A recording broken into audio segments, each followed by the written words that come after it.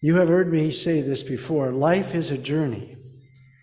And the journey that we experienced with the disciples and Jesus today in the reading from the Gospel of Mark is one that I'm sure that probably you might say that you almost could say it from memory. You've heard it so many times, or read it, or studied it.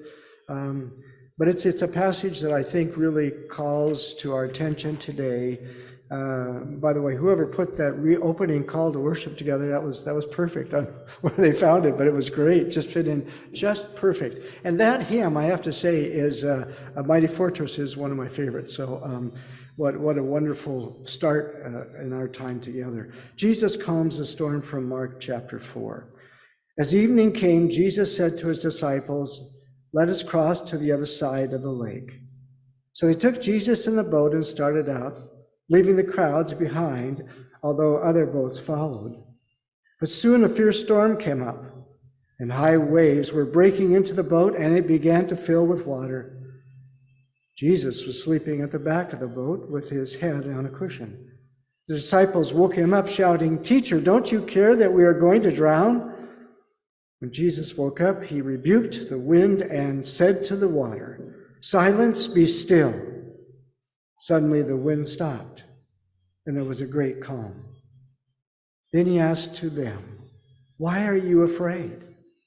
Do you still have no faith?" The disciples were absolutely terrified. "Who is this man? Even the wind and the waves obey him." That's Mark's account. By the way, Matthew and Luke also record this event of the calming of the storm by Jesus as he's in the boat with his disciples. They have officially declared in the Gulf region, although California now is finding itself susceptible to the storm season of the year, when hurricanes just swirl and swirl out in the waters and catch a lot of people's attention, obviously. Well, I'd like to talk about the fact that several years ago there was a storm that happened in the Gulf area, and people were looking for someone to blame. You know, it's interesting. People are always trying to put the responsibility for this tragedy on the shoulders of someone. Someone said it was the mayor's fault. So he said, no, it's the governor. Then somebody said, no, the director of FEMA. Then somebody else said, no, it's the people who built the levees. They didn't do a good job. It wasn't good quality work. That's why it didn't hold. And others said, no, they blamed the people who refused to evacuate, that stayed behind to try to protect their property and all their belongings. And then obviously many of them were killed, their homes were destroyed in that. And then finally somebody said, no, it's not all those people, it's the president of this country. He's responsible for all these things that have happened. And so the list goes on and on. Well, you know, you can blame whoever you want to, but the reality is storms are going to happen. They are going to take place, and there's nothing that any human being can do, and I don't care how good of technology that we have. We have some incredible technology, as you all know. You're not going to prevent the storm from coming, and you're not going to prevent the damage that takes place. Storms are going to happen. Well, storms came in the life of Jesus, too. He wasn't immune, was he? I find this whole, and I don't want to spend a lot of time just kind of going into the detail of the story, but I find it interesting that they're in the boat he's in the boat with the disciples. What's he doing?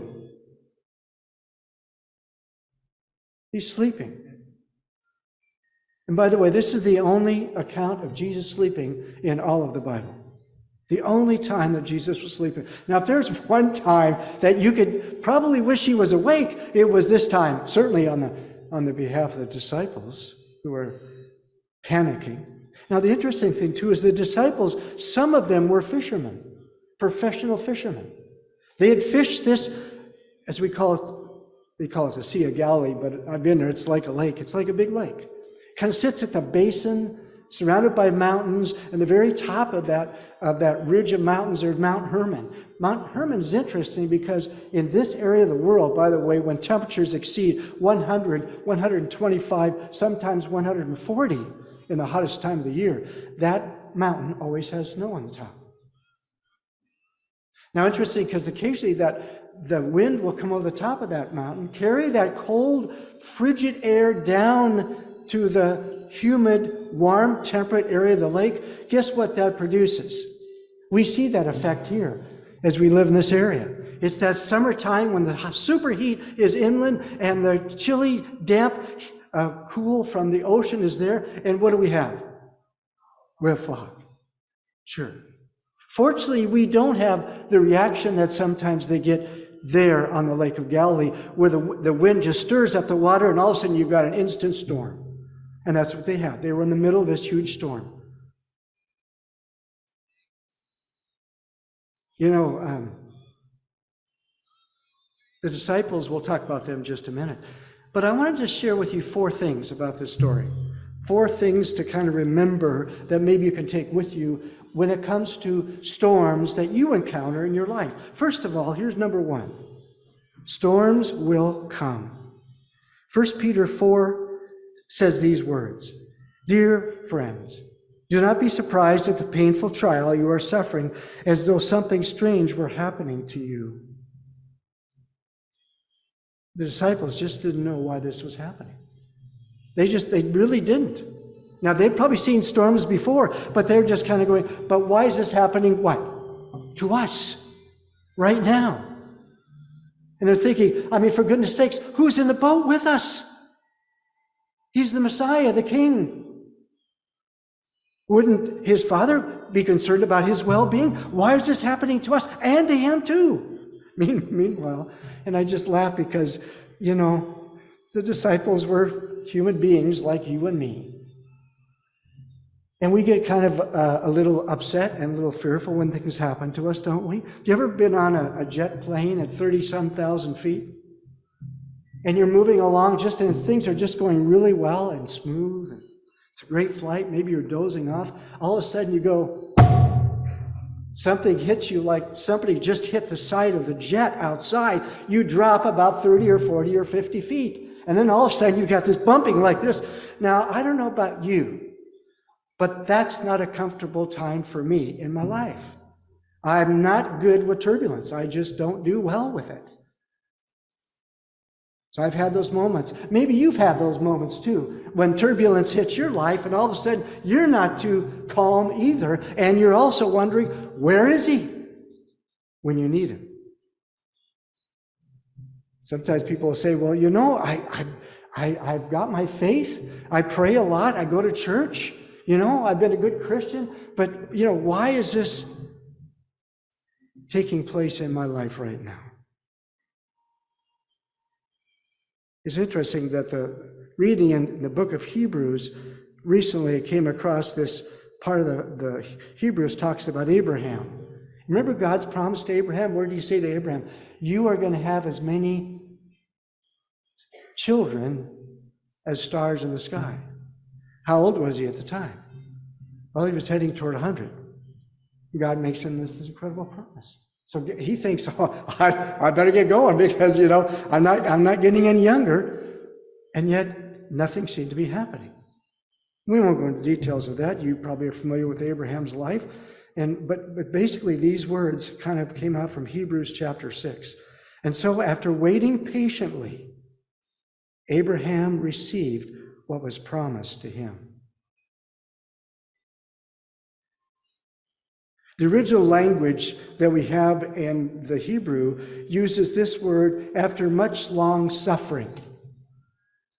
After much long suffering, God promised and fulfilled his promise to Abraham. But what is long suffering, by the way, people? I think you have an idea what that's all about. Long suffering is hanging in there, right? There used to be a picture that I saw years and years ago when they had posters, and there was a picture of a cat. And the cat has kind of got his paws on this little bar, and it's got his chin like that just above the bar. And the title of the bottom of the poster said, "Hang in there. Hang in there." It's like he's just barely holding in there with just the last bit of strength that he had just to keep his head above, so to speak, above water. But that's really was it. What's that key of endurance? The concept is endurance. The key here is faith. That's why he said to them, where is your Why are you so afraid? Where's your what faith? Your faith. Where's your trust in me? Don't you know that I'm here? Now I'm going to say something. Maybe you are in a storm right now in your life. Maybe it's a storm, a financial storm. Maybe it's a health storm.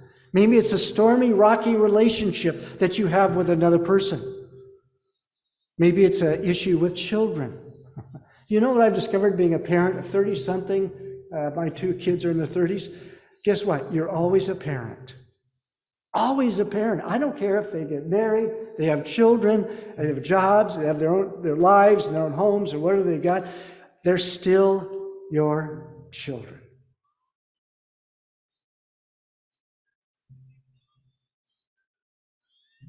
It's interesting. Matthew and Luke leave out a very part of the passage that says that his disciples respond in fear. Don't you care that we are about to drown? My question to you did he care they were going to drown? What would be your answer? Sure he did. Sure he did. So if he did care, why are they asking the question? Because when we get into a crisis in our life, a situation in our life that we can't control, that we can't do anything about, we kind of wonder, where is he at times like that?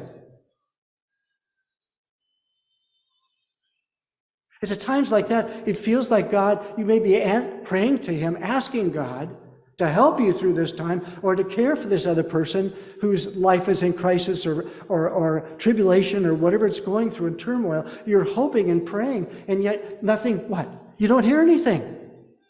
It's almost like you can hear him sleeping, snoring at the other end of your life, wondering, don't you care? I've asked that question. I do. And there are moments even still in my life where I say, God, where are you right now? What are you going to do in this situation? I might not be just all frantic or whatever, but my mind does go to that point, doesn't it? Ask that question. Where are you, God? What are you up to? What is your plan? What do you hope to accomplish through this in my life or this other person's life or this situation? By the way, it doesn't have to be just our lives. It could be greater than that. How about our community? Do we have any problems in our community? Sure we do. Or how about our state? Do we have any problems in our state? I think we might. Okay. How about our country? Do we have any problems in our country? Well, maybe not too many. Well, maybe we do. Or how about our world? Do we have problems in our world today? Do you know, I heard something recently coming from the country of Finland about a pastor who was arrested for preaching the word of God. And you go, well, that would never happen here. Oh, really? Really? There was a Bible study group in Southern California a few years ago that was shut down. They were closed. They were meeting in the home, pastor's home, not bothering anybody, hurting anyone, causing any issue or riotous behavior in the neighborhood. They were calm. It was a peaceful neighborhood that the pastor lived in. But the city authorities came and arrested him for violating a city code that nobody knew anything about, hadn't been enforced for years and years and years. Somehow it was left on the books, never taken off, and somebody raised an issue and called the authorities to go in, and they did, and they arrested the pastor. Folks, do we have problems in our world today? Sure we do. Is there a storm brewing? Are there storms continuing to swirl in our world, in our culture, our society, our lives? Absolutely.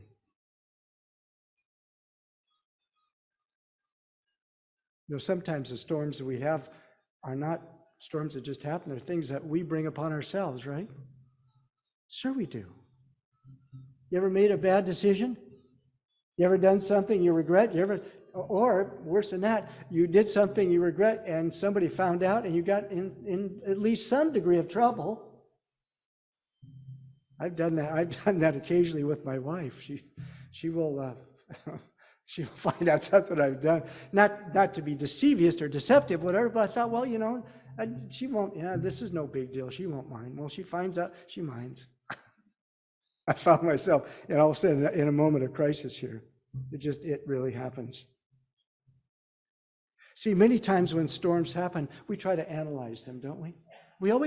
We as human beings have a need to what? Understand things. And that's reasonable. I mean, God gave us curious minds. But we need this desire to understand things. And you know what? Especially one of the storms that I consider that happen to people is when we lose someone in death. Would you say that's a pretty good storm? Someone you love, a spouse, a child, a parent, someone close to you, something that shakes and rattles your foundation because you're kind of going, why did this happen? As I work with people who are grieving, one of the things they try to do is understand why it happened, how it happened. And I hear them blaming themselves. If I would have just made them go to the doctor, or this, if I just would have done this. Or they blame the doctor, or the hospital, or other people. We're always looking for someone so we can understand, someone that we can say, okay, it's their fault, they're the reason that this happened, this tragedy that happened. Interesting though, here's the world in which we live, people. Just because you have faith doesn't mean things won't happen. These words also we find from the reading of Matthew 5. He says, God causes the sun to rise on the evil and the good, and sends rain on the righteous and the unrighteous. There was a TV news camera crew that was on assignment in Florida after Hurricane Andrew. And they were panning and surveying the damage. And you've seen those shots on newscasts and that of the damage, maybe even recently damaged, so what the storms have done. And they noticed that in this one particular neighborhood, there was one house that was standing. Only one house. And the owner of the house was out in the front lawn picking up debris and that it had come scattered on his lawn, but his house was just fine, just standing. No damage to the house whatsoever. All the rest of the houses were flattened in the whole neighborhood. So they came up, of course, they would ask him, sir, they said, could we ask you a few questions? He said, sure. He said, tell us, do you think you know why your house is still standing when everyone else's house has been destroyed? He said, well, I don't know. He said, when I built this house, and when I was considering building this house, they encouraged me to build it to hurricane code. And so he said, I did. He said, we're called by 2x4 trusses and 2x4s and 2x6s. He said, I did it. I did exactly what code required. And he said, it was interesting because there were many times as I was thinking about it, it was going to cost me extra money to do this. I didn't have to do it, but they encouraged me to do it. I thought, boy, it's beautiful weather. I mean, I can't imagine why I need to spend this extra money now. I mean, I can't afford it, but I went ahead and we paid for that. Because I did what they encouraged me to do, and it's still standing here today. Maybe the rest of the folks around me didn't have homes that were built to withstand a hurricane, but I did. The reality is, here's the reality, it's important to be prepared. Because as I said, storms are going to happen, they're going to take place, that's just the reality. So to be prepared for whatever's going to happen and to put your faith and trust in God and know that He's going to be there and He's going to carry you through it no matter what it is. The second lesson I'd like to share with you, storms are going to come. The second thing is, when you are in a storm, Jesus is with you in that storm. I'm going to tell you, if there's one person you want to be with you in that storm, and that's going to be Jesus. And He said, didn't He say in the Gospel of Matthew, last chapter of Matthew, I will be with you, what?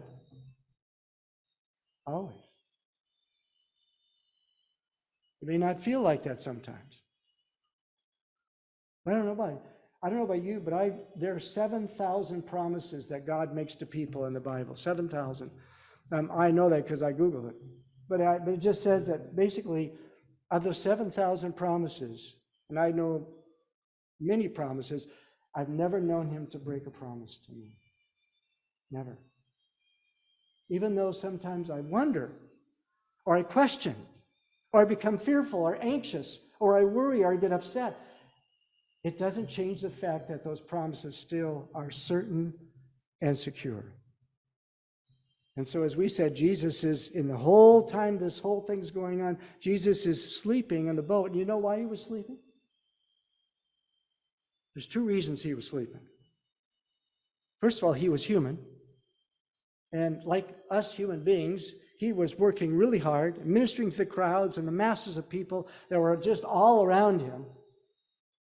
It said even as their boat cast out from the shore, there were other boats that followed them. I mean, people were always there, wanting to get some time with him, wanting to somehow experience what he had to offer, because they heard that he could do miracles, and some heard he could do magic. And so they were trying to catch a little bit of that along the way. But the reality is Jesus was tired. Why do you sleep? I don't know about you, but I woke up this morning, I thought, oh no, is it morning already? I love sleeping. It's a great way where we comfort ourselves, we're renewed and refreshed in that, but sometimes it can be a little difficult when we have to be shorted our sleep because we have other things going on. So he was resting. The second reason he was resting is because he was at peace. He was at peace. You don't sleep when you're not at peace, do you? When your mind is rolling around and you've got issues and problems or pain or problems, you don't sleep. At least not very well. But Jesus was, he must have been really sound asleep. Because it wouldn't have taken much more than just one little thing of the boat like that, I would have been awake. I would have been there. But he was still sleeping. They had to go, as the water's coming into the boat, they had to wake him up. But he knew who he was and he knew who his Father was. And that allowed him to be at peace. Would that help if you knew who you were when you were in a crisis situation? Remember the times on those planes when I kind of got upset when turbulence has hit? Do you know what? There are times I've looked around at other people and they're sleeping. Seriously, a flight not too long ago, we hit some turbulence. It wasn't really bad, but it was enough to catch my attention. I looked over at the guy next to me. He says, I'm thinking, there's Jesus in real life. There he is, I'm a disciple. I'm having issues, and he's there just sleeping away, just comfortable and peaceful. Maybe there's a possibility that he had a faith. He was a man of faith, and his faith said to him, I'm not going to worry. Why do I need to worry? Why do I need to be upset? Why do I need to allow this to stress me out when I know who I am as his child, and I know who he is as the one who controls all of the universe? By the way, when you read this story for the first time, you probably never saw the ending coming. Certainly the disciples didn't. They were not prepared for what was going to happen. Not at all whatsoever. We're going to find out here in a minute as I go through my next 2 points about what that meant. But he looked at them, and they might have said something like, why don't we have reason to be afraid? Don't we have reason to be afraid? We have reason. We're in the middle of a crisis. It seems like God is taking a nap. It's crazy. What are we going to do? So we have a good reason to be upset. At least I'm sure in their own minds they justified that. And Jesus said, why are you so afraid? Do you still have no faith? What did that mean? Why did Jesus say that? Why are you afraid? Where's your faith? Why did he say that? Because he was hoping about this. He was hoping that what he had brought them through up to this point in time, all the things he had done for them in their lives, and the miracles that they have witnessed him do, and the things that he performed, the power he demonstrated from God, they were hoping those things from the past would be enough to carry them to whatever might come along in the future. But it didn't seem to work, did it? It's like we have a short-term memory issue, or a long-term memory issue, maybe I'll say that when something happens, we'll think, God, where are you? And he said, but where was I? Did I not do this for you?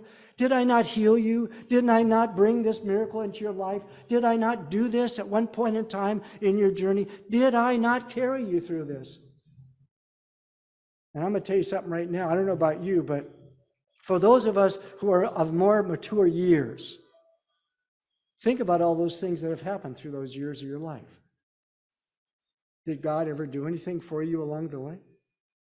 Did he ever bless you again and again and again and watch over you? I always say this, if we didn't have God's angels watching over us, we wouldn't make it past the age of 2 or 3. We wouldn't. I don't. I was just with my granddaughter last evening. My daughter and son-in-law went out to have an adult time, right? And she's about 19 months old, and I'm looking at this kid, I'm thinking, they've got 2 sets of steps in their house. And so she never goes down to the basement. That's way too far. They got that gated off. But now she's starting, well, she walks, obviously. She's able to walk up the steps on her own, okay? With the presence of an adult close by to make sure. But now she's got this new thing that I saw for the first time. She'll turn around, and without holding on to any rail, she'll start walking down those steps. Now, I don't know about you, but by the way, they're a hardwood, kind of a smooth, slick step. And I saw her last night, and I was at the top. I walked with her up the stairs. She walked, coming around. I was there with her, but I'm standing right there. I'm not putting my arms on her, not holding her hand necessarily, but I'm just right next to her, and I see her start to do something like, child, if you do that, your parents will be so upset when they have to come to ER to meet us for whatever the tragedy that's happened. So I just simply reached down and grabbed my hand, and because she didn't know. Maybe, I don't know, I don't look like an angel, I don't feel like an angel, but maybe I was God's angel for little Evelyn last night that kept her safe through the evening, and thank God when her parents came home, because she was safe and sound in bed and everything was good. And when they said, Mom said, my daughter said, Dad, how did it go? I said, just great. Then my wife said, you know what? Her dad would never let her do things like this, ever. He wouldn't put up with it whatsoever. Anyway, but it is. The fact of the matter is that he is with us. The third lesson that we learned. First is that storms will come. Jesus is with us in the storms. And the third lesson, and this is the part that we experience certainly in this miracle, Jesus will calm the storm at the perfect time. At the perfect time. The problem was his time and their time was not the same, right? Don't we read this passage in the Bible? My ways are not your ways, and my thoughts are not your thoughts, says the Lord. Sure. I got to tell you, I'm still adjusting at my ripe young age to God's timing in doing the things that he does in my life, in the world around me. Because sometimes I go, right on, God, thank you. Sometimes he does it even before I know he's going to do it. And I go, whoa, that's great. But sometimes he delays. He waits. Now, is he playing a game with me? Is he toying with me? Is he teasing me? Is he taking some kind of joyful feeling or sense of goodness of knowing, watching me squirm a little bit or struggle a little bit? Does he do that? I don't know. He doesn't. But he always has a purpose. And he always has a reason when the storms will come in our lives. He will, at the right time, calm that storm in your life. That's a promise. That's a promise. So I just want to share with you. It says, don't worry. God knows, understands you and your situation. He cares for you. He does. This passage from Romans 5, verse 6. You see, at the right time, when we were still powerless, Christ died for the ungodly. And then 1 Peter says, for the eyes of the Lord are on the righteous, and his ears are attentive to their prayer. And the fourth lesson we see and we learn from this example, it is only in the storm that many times we realize who he really is. Only in the storm. I don't know about you, but there's a learning model that's called trial and error. Are you familiar with it? Trial and error? Sure. I think we all are. I know I am. It's one of my favorite ways of learning. I wish I could do it right the first time, every time, but I don't. I've crashed and burned so many times in my life, I hate to even admit it to you. But I have. And you know what? I could say right now, after even sharing these words with you, being reminded of God, I'm going to go into the afternoon, the evening, the day tomorrow, the week ahead, and I'm probably going to forget that. I'm going to forget that. And he's going to have to be, Mick, think about the times and the things I've done for you in the past. How do you think you're alive at your age? If it wasn't for me being there to intercede and watch. And by the way, I believe something very, very much in my heart, and I think it's true. And that is, do you ever drive? Any of you ever drive? Or ever drive in a car or travel somehow in a train or a plane or whatever? You know what? I think that we have sometimes those close encounters, and occasionally we have an accident where we unfortunately have to meet somebody in an unfortunate way. But I'm going to tell you, I don't think we realize how many times God prevents a tragedy from happening in our lives. How we reach an intersection at the time before the accident takes place, or the time after the accident takes place. We're not the accident. I think that happens way, way many more times than we realize. We just don't think about it, because it just didn't happen. So why would you think about something that doesn't happen, or didn't happen, or will happen to someone else later in the same location? No, I think he's been more than kind and good and loving to us. And he will be with us and walk through us during those times. But sometimes it takes the storm for us to wake up. Now here's an interesting thing. Jesus asked them this question: why are you afraid? Why are you afraid?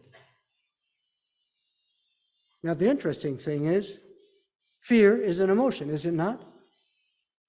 And it's something I'm sure we're very familiar with. But listen to right after this, he asked them that question. Then the disciples, he calmed the water and stilled the storm, and the disciples were absolutely terrified. Now, the Greek words for afraid and terrified are different. The Greek word for afraid is in a moderate sense. In other words, oh. But the word for terrified is ah! Do you not agree? If somebody says she was afraid, it's much different than saying she was terrified. Sure, it's the intensity. So you know really what this is saying right here, ladies and gentlemen, is that they were less afraid of the storm than they were of Jesus. Than they were even of Jesus. There was one other time that Jesus stilled the storm in the Gospel of Matthew. Or Mark. It's the first chapter. And it was the man in their synagogue who was possessed by an evil spirit. He cried out, "What do you want with us, Jesus of Nazareth? Have you come to destroy us?" These are the spirits talking in him. "I know who you are, the Holy One of God." "Be quiet," said Jesus sternly. "Come out of him." And that's Mark 1:23. And then in Mark 1:26, then the response of the people to the disciples in that, "What is this? He even gives orders to the evil spirits, and they obey him." Throughout the Gospel of Mark and in the life of the disciples, they keep coming to a deeper, deeper understanding and appreciation of who he was. Who he was. See, when the storm came up in the boat, for the disciples, they thought basically he was their master. He was their rabbi. He was the Son of God. He was their king. He was their leader. That they knew about him, or whatever that concept was in their minds. But all of a sudden, when they watched him do this, he stands up and he says, "That's enough." I don't know about you, but Steven Spielberg has done some pretty good stuff in movies, but nothing like this. Nothing like this. And their eyes practically bugged out of their heads when they saw this thing happening. They looked at him like, what's going on here? They were totally, totally confused and overwhelmed and terrified about him. Has Jesus ever terrified you? Has he ever terrified you? You say, no, not particularly. I can't say I've ever been terrified of Jesus. Has there ever been fear in your life? Oh, yeah.